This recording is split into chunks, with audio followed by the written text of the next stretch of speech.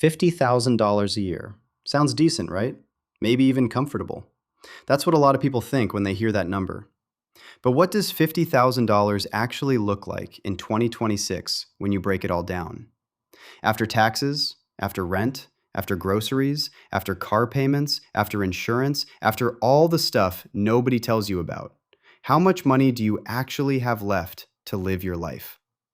I'm Cody, and today I'm going to break down a $50,000 salary dollar by dollar so you can see exactly where every single penny goes.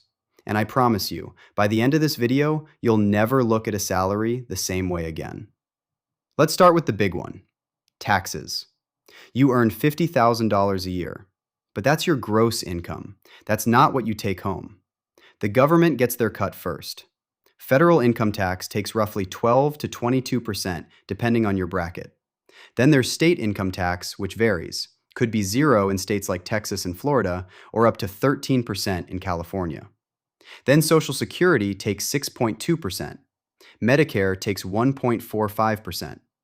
Add it all up, and on average, you're losing about 25 to 30% of your salary to taxes before you even see a dollar. Let's use 28%. That means out of your $50,000, roughly $14,000 goes straight to the government. You're left with about $36,000 a year. That's $3,000 a month. That's your real number, not $50,000, $3,000 a month. And everything has to come out of that. Rent. This is the big one that eats most people's budget alive. The average rent in the United States in 2026 is around $1,600 a month for a one-bedroom apartment. In major cities, it's way more. New York, LA, San Francisco, you're looking at $2,000 to $3,000 easily. But let's be generous and say you found a decent place for $1,400 a month. That's already almost half of your $3,000 take-home pay. Gone. Just for a roof over your head. You now have $1,600 left for everything else. And we're just getting started. Groceries and food. You need to eat. The average American spends about $400 to $600 a month on food. That includes groceries and the occasional eating out.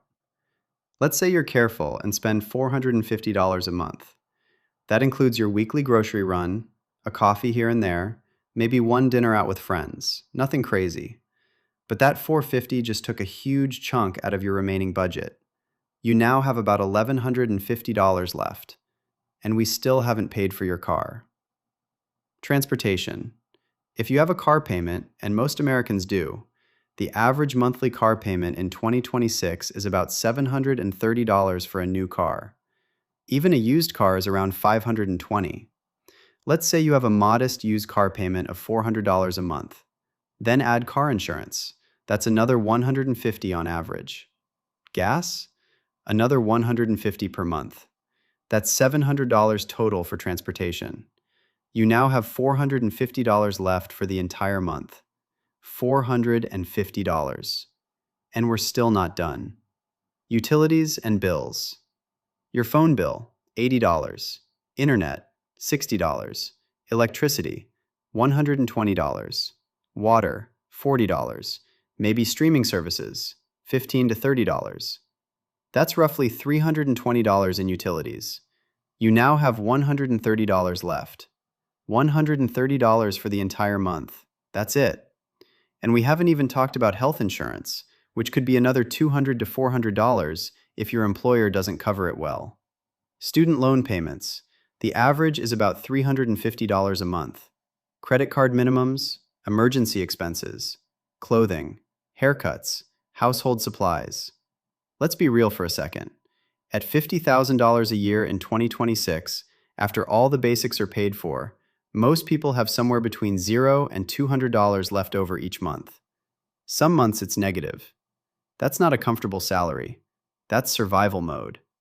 And millions of Americans are living exactly this reality right now, thinking they're doing fine because $50,000 sounds like a good number. So where does all the money actually go? Let me put it in one picture. You earn $50,000. Taxes take $14,000. Rent takes $16,800. Food takes $5,400. Transportation takes $8,400. Utilities take $3,800. That's $48,400 on just the basics. You have $1,600 left for the entire year. That's $130 a month for everything else: savings, investing, emergencies, fun, life. $130. That's 3 large pizzas a week. That's your entire margin. Now here's where it gets interesting. What separates people who stay stuck at 50,000 from people who use 50,000 as a launch pad? It comes down to 3 moves. Move number 1. Cut one big expense instead of 20 small ones. Everyone tells you to skip the latte, but a $5 coffee is not why you're broke. Your $1,400 rent is. Your $700 car payment is. If you can cut one big expense, get a roommate and cut rent to $800, or drive a paid-off car and eliminate the car payment, you just freed up $400 to $700 a month. That's more than canceling every subscription you have combined. Move number 2. Add a second income. At $50,000 a year, your margin is razor thin. One car repair, one medical bill, one emergency, and you're in debt. The fix isn't just cutting costs, it's making more money. Freelance your skill on the side. Drive for Uber on weekends. Sell something online. Tutor. Consult. Even $500 extra a month completely changes the math. It turns survival into breathing room. It turns zero savings into actual investing money. Move number 3. Invest early, even if it's small. Most people at 50,000 think they can't afford to invest, but you can't afford not to. Even $50 a month into an index fund starting now will grow into over $70,000 in 30 years. $100 a month? That's over $140,000. You don't need a huge salary to build wealth. You need consistency and time, and both of those are free. Here's the bottom line. $50,000 a year in 2026 is not what it used to be. After taxes and basic expenses, you're working with almost nothing. But here's the thing. Knowing this is power. Most people never sit down and do the math. They just feel broke and don't know why. Now you know exactly why. And more importantly, you know the 3 moves to break out of it. Cut one big expense. Add a second income. Invest whatever you can, even if it's small. This isn't about being rich overnight. It's about not being stuck forever. If this video showed you something about your money you didn't see before, hit subscribe. I'm Cody, and every week I break down exactly where your money goes and what you can do about it. Drop a comment telling me your salary, and I'll tell you what it actually looks like after everything. See you in the next one.